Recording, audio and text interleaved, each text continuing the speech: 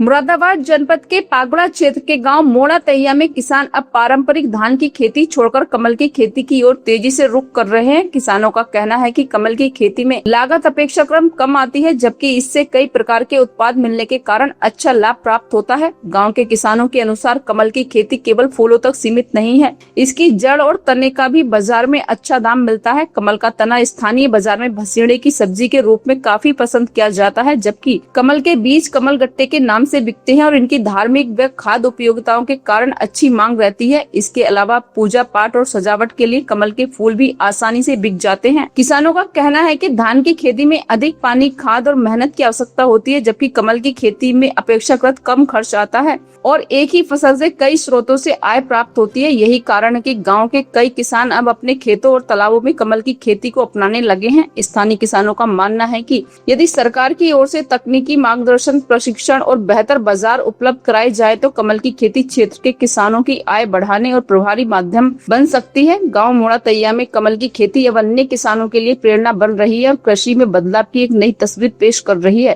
धान की खेती से दूसरा प्रॉफिट हो जाता है। कैसे, क्या क्या प्रॉफिट होता है?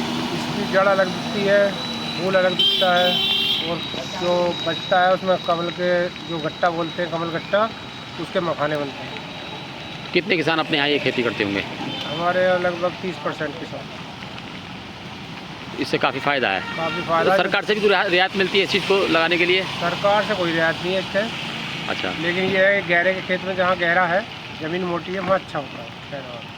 तो आपके यहाँ कितने परसेंट किसान करते होंगे इसको? लगभग 30% कमल की खेती करते हैं। कमल की खेती है। धान से ज़्यादा फ़ायदा होता है। धान से ज़्यादा फायदा होता है, दिल्ली तक जाता है। कृषि मोड़ा तैयार